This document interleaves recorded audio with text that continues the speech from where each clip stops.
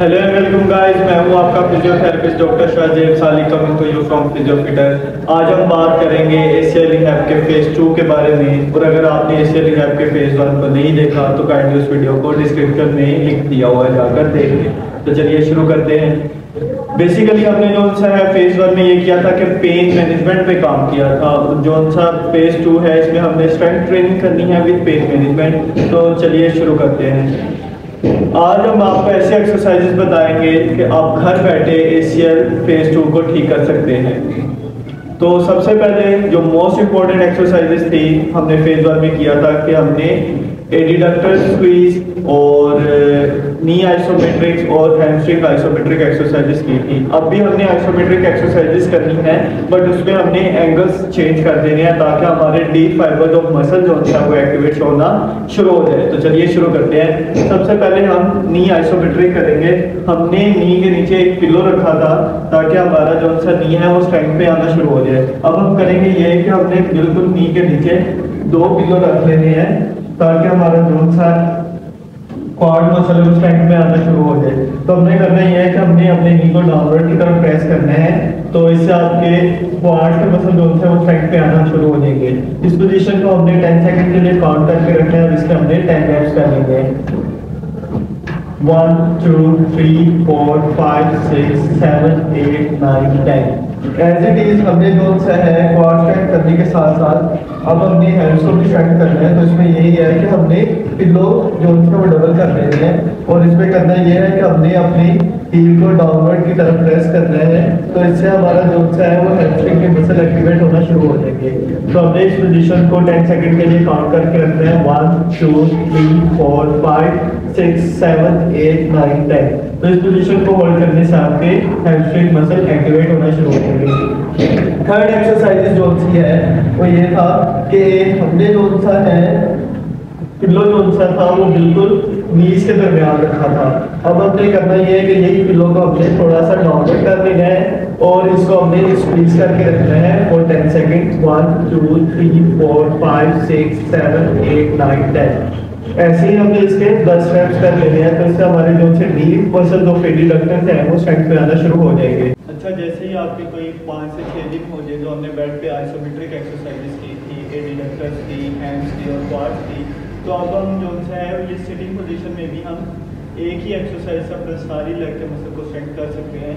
तो इसमें करना ये है कि आपने अपनी बैक को पीछे बिल्कुल सपोर्ट कर लेना है, चेयर के एज पर बैठ जाना है, बिल्कुल चेयर के साथ सपोर्ट आपकी बैक हो, आपकी जो सी हील है वो आपके ग्राउंड के साथ टच हो और आपका जो से फिंगर्स है उसकी डायरेक्शन आपकी छत की तरफ हो। करना ये है कि हमने हील को डाउनवर्ड की तरफ प्रेस करना है और इसके साथ साथ आपने अपने थाई के मसल को डाउनवर्ड की तरफ प्रेस करना है। और इस पोजीशन को होल्ड करने से आपके क्वाड्स, हैम्स और क्वाफ के मसल जो उनसे वो स्ट्रेंथ पे आना शुरू हो जाएंगे। ये बेसिकली आइसोमेट्रिक एक्सरसाइज है जो आप किसी भी पोजीशन में बैठ के कर सकते हैं। मोस्टली तौर पे ये पोजीशन हम जो है वो किसी भी चेयर पे बैठ के कर सकते हैं। अगर आपको उल्टा वर्क करें तो आपके पास टाइम कम है तो इस पोजीशन में आप अपने क्वाड्स, हैंड्स और काफ के मसल को स्ट्रेंथ कर सकते हैं। इस पोजीशन को हमने 10 सेकंड के लिए होल्ड करके रखना है। 1 2 3 4 5 6 7 8 9 10। तो इससे आपके मसल जो से एक्टिवेट होना शुरू हो गए। इसके अपने 10 to 15 रेप्स पर डे करनी है। तो इससे जो है वो आपके मसल ग्रो होगा और एसीएल में आपके हेल्प आउट करेगा। ये जो एक्सरसाइज है इससे आपकी पेन मैनेजमेंट भी होगी और स्ट्रेंथ भी अचीव होना शुरू हो जाएगी। अब हमने जो है क्वाड्स मसल और अपनी लोअर लेग के मसल्स को एक्टिवेट आइसोमेट्रिक ऐसे भी कर सकते हैं कि आपके पास कोई खैरा बैंड हो या आपके पास कोई भी बैंड हो तो आपने उसको इस तरीके से ग्रैब करने के बाद इस पोजीशन में आ जाना है। That is basically close chain exercises for wall lower limb जो आपके क्वाड्स, हैमस्ट्रिंग और काफ मसल को स्ट्रेंथ करेगा। इसमें हमें करना ये है कि जब हम इसकी इलास्टिसिटी को जनरेट करेंगे देन हमने इसको मूव करना है पीछे की तरफ। ये बिल्कुल आपके नी के बैक वाली साइड पे आ जाना चाहिए। इस पोजीशन को हमने 10 सेकंड के लिए होल्ड करना है। 1 2 3 4 5 6 7 8 9 10। तो इसके हमने 10 to 15 रेप्स कर देंगे। इससे करने से ये होगा कि आपके क्वाड के मसल, हैम्स के मसल एक्टिवेट होना शुरू हो जाएंगे जो आपके एशियल रिहैब में हेल्प आउट करेगा। और अगर इसके साथ आप अपने फुट को डोर्सिफ्लेक्शन कर लेंगे तो इससे आपके काफ के मसल भी एक्टिवेट होना शुरू हो जाएंगे। अब अपने आइसोमेट्रिक एक्सरसाइजेस करने के बाद आइसोटोनिक एक्सरसाइजेस पे आ जाना है। तो सबसे एक्सरसाइजेज जो हमारे एशियन रिहैब में मोस्ट इंपॉर्टेंट यूज होती है, दैट इज वीएमओ एक्टिवेशन। इसमें हमने करना ये है कि हमने अपने फुट को डोर्सिफ्लेक्शन में ले जाके थोड़ा सा इवर्जन में ले जाके अपने टांग को अपवर्ड की तरफ मूव करना है, जस्ट लाइक दैट। इसके हमने 25 के 2 to 3 स्टेप्स कर लेंगे हैं, तो इससे हमारा वीएमओ मसल जोन है वो सेट पे आना शुरू हो जाएगा। 11, 12, 13, 14, 15 ऐसे ही हमें इसके 25 रेप्स कर लेने हैं और इसके हमने 3 सेट कर लेने हैं। और इसके बाद जो सी है सेकंड एक्सरसाइजिंग है वो ये है कि आपने अपने एडिडक्टर मसल्स को स्ट्रेच करना है।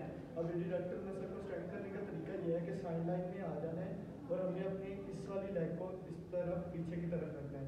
मिसाल के तौर पे आपने कहा जोन सा इफेक्टिव लेग राइट साइड है, तो हमने अपने लेग्स को ऐसे स्ट्रेट की तरफ ऊपर उठाना है साइड लाइन की पोजीशन में।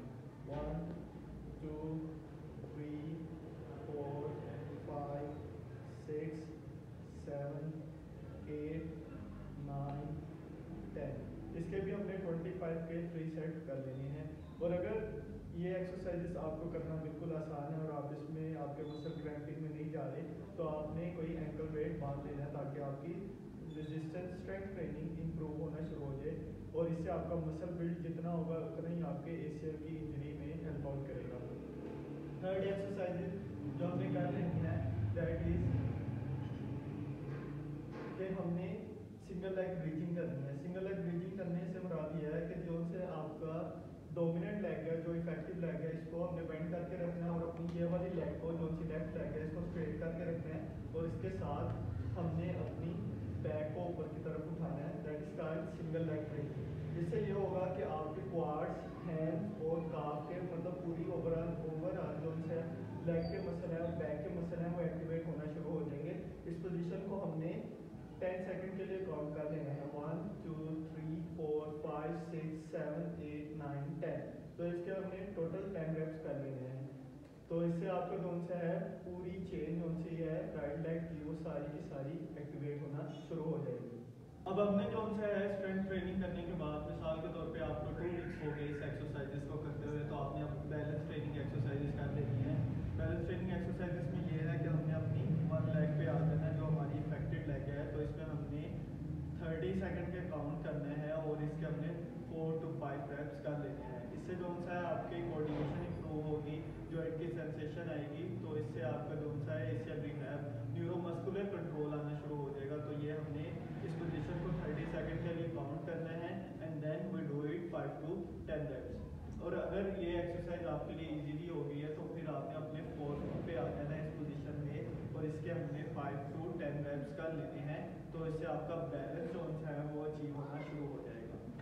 अच्छा, ये जो सी एक्सरसाइजेस थी ये हमने 2 वीक्स 3 वीक्स करते रहने हैं। इसके बाद जो सा है हमने ये करना है कि ट्रेडमिल वॉक स्टार्ट करनी है। ट्रेडमिल वॉक जो है वो 3 to डेली बेसिस पे आपने कर लेनी है, बट ये है कि आप वॉक किसी आम सरफेस पे भी कर सकते हैं। वॉक जो सा बेसिकली आपने 30 मिनट्स के लिए डेली बेसिस पे करनी है। कोशिश ये हो कि इरेगुलर स्पेस ना हो और आपका कोई जर्की या इरेलीवेंट मूवमेंट ना हो जिससे आपके मतलब आपके नी में दोबारा ब्लीड स्टार्ट हो जाए।